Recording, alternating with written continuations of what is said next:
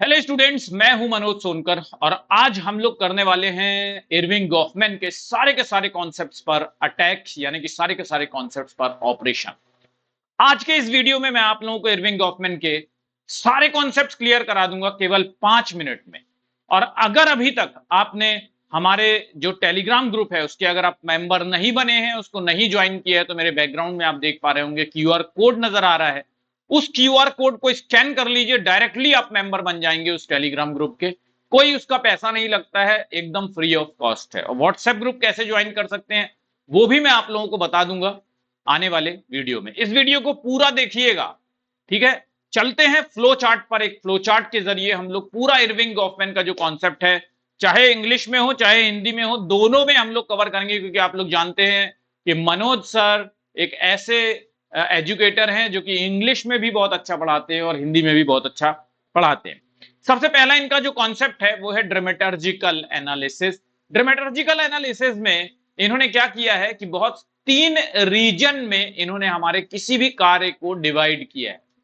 3 regions याद रखिएगा। जो इनका नाटकीय विश्लेषण है उसमें उन्होंने हमारे जो जीवन के जो कार्य हैं उसको 3 क्षेत्र में परिभाषित किया है। याद रख लेना अच्छी तरह से, ये क्वेश्चन बार बार पूछता है। और वो कौन से 3 क्षेत्र हैं? तो एक है फ्रंट स्टेज, जिसे हम सामने का मंच कहते हैं। दूसरा है ऑफ स्टेज, जिसे हम ऑफ स्टेज ही कहते हैं हिंदी में भी। और तीसरा है बैक स्टेज, जिसे हम पीछे का मंच कहते हैं। जो बैक स्टेज होता है उसमें हम कोई भी चीज को छिपाते नहीं है, जैसे हम अपने जीवन में हैं वैसे ही रहते हैं। जबकि जो फ्रंट स्टेज होता है उसमें हम पूरी तरह से अपने इंप्रेशन को मैनेज करते हैं, हम बहुत सारी चीजों को छिपा लेते हैं। और जो बीच का स्टेज ऑफ स्टेज जो इन्होंने बताया है उसमें हम फ्रंट स्टेज बैक स्टेज से फ्रंट स्टेज में जाने की पूरी तैयारी करते हैं। ठीक, ये जो प्रक्रिया होती है इसी को इन्होंने ड्रामेटर्जिकल एनालिसिस कहा है। नेक्स्ट जो इंपॉर्टेंट कॉन्सेप्ट है वो इनका है परफॉर्मेंस। जब भी हमें कोई रोल दिया जाता है हम उसको बहुत अच्छी तरह से परफॉर्म करने की कोशिश करते हैं। जैसे कि मुझे जो मेरा जो टीचर का रोल है मैं उसको 100% अपना देता हूं। और उसी को इन्होंने क्या कहा है? प्रदर्शन, यानी अपने रोल का जो एक्सपेक्टेशन है, जो अपनी भूमिकाओं की अपेक्षाएं हैं उसको पूरा करना। नेक्स्ट इन्होंने जो कॉन्सेप्ट दिया है वो है टीम। टीम क्या होती है? जब आप किसी टास्क को पूरा करने का काम करते हैं तो बहुत सारे लोगों का कोऑपरेशन मिलता है। जिन लोगों का आपको उस लक्ष्य को प्राप्त करने के लिए, उस कार्य को पूरा करने के लिए, उस ड्रामेटर्जिकल एनालिसिस को पूरा करने के लिए जिन लोगों के जो लोग लगते हैं उसको हम कंप्लीट फॉर्म में क्या कहते हैं? टीम कहते हैं।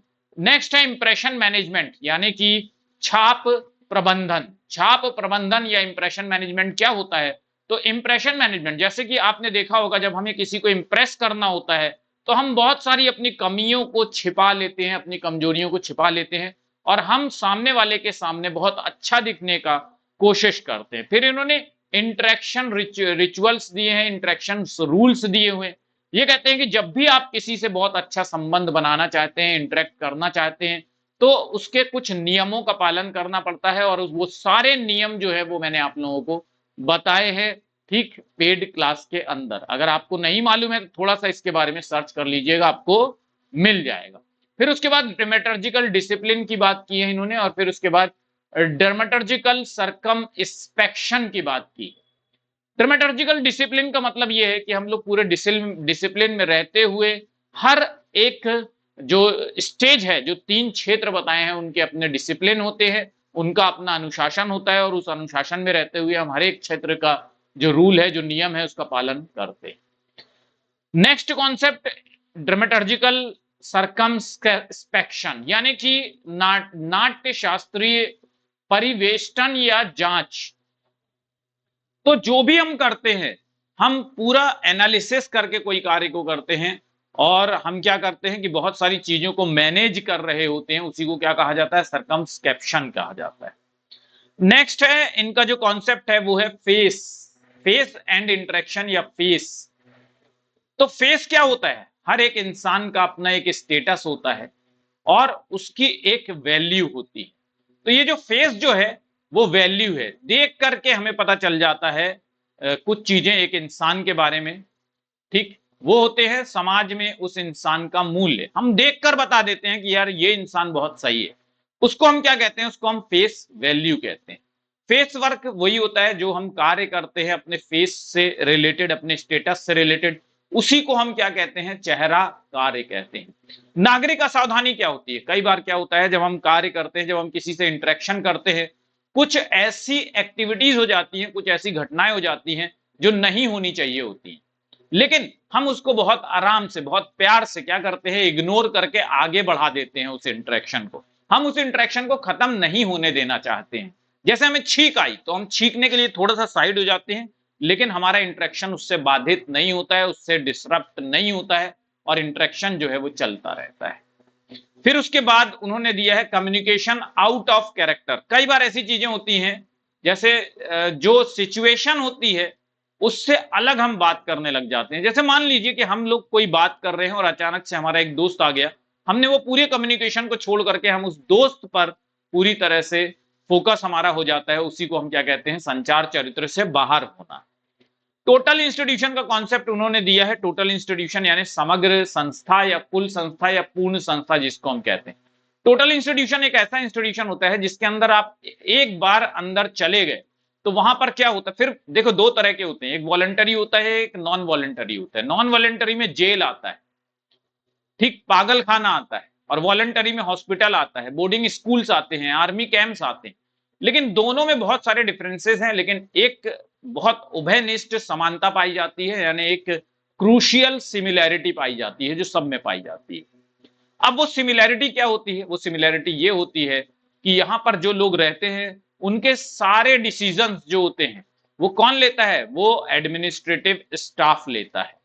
ठीक, यहाँ पे जितने भी इनमेट्स होते हैं, जितने भी सदस्य होते हैं, उन सब का जो डिसीजन होता है वो स्टाफ लेता है। और चूंकि उनके हाथ में डिसीजन लेने का कोई पावर नहीं होता, इसीलिए ये कहते हैं कि उनके सेल्फ का मोटिफिकेशन हो जाता है, यानी स्व का वैराग्य हो जाता है, क्योंकि उनके पास डिसीजन लेने की कोई क्षमता नहीं होती है, उनके मन से कोई चीज नहीं होती है, इसीलिए वो ये मानते हैं कि स्व का यहाँ पर त्याग हो जाता है, वैराग्य हो जाता है। नेक्स्ट उन्होंने कॉन्सेप्ट दिया है स्टिग्मा। स्टिग्मा का मतलब होता है कलंक। बहुत सारे इस दुनिया के अंदर ऐसे स्टेटस हैं जो कोई लेना नहीं चाहता है। जैसे विधवा होना भी एक स्टेटस है, कोई नहीं चाहता है कि कोई विधवा हो जाए। जैसे चोर होना भी एक स्टेटस है, लेकिन कोई नहीं चाहता है कि वो चोर हो जाए।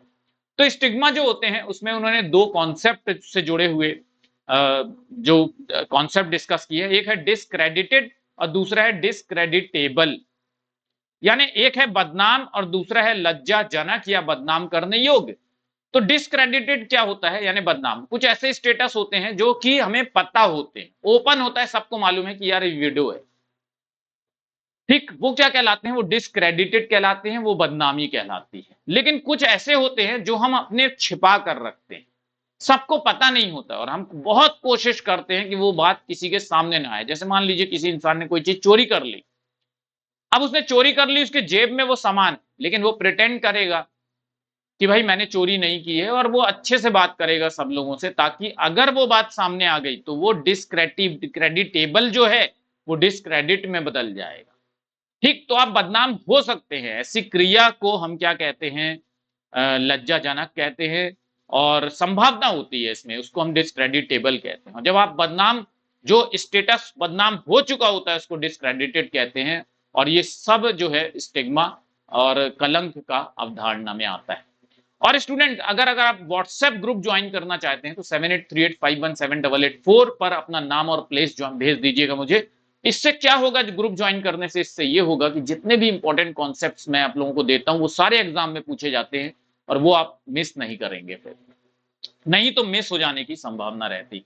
ये टेलीग्राम ग्रुप का QR कोड है, इसको भी आप स्कैन कर लीजिएगा, ठीक। और अगर इसी तरह से 5 मिनट का ऑपरेशन आपको और भी थिंकर्स के लिए चाहिए है तो इसी वीडियो के अंदर कमेंट जरूर करके मुझे बताइएगा, और कैसा लगा ये वीडियो मैं लाइक से देख लूंगा आपके, और शेयर कर दीजिएगा, इसको सब्सक्राइब कर दीजिएगा। जितने ज्यादा व्यूज आएंगे फिर हम इस वीडियो को और आगे तक ले जाएंगे। Thank you very much students, all the best. आशा करता हूं कि आप लोगों को ये वीडियो बहुत ज्यादा पसंद आया होगा।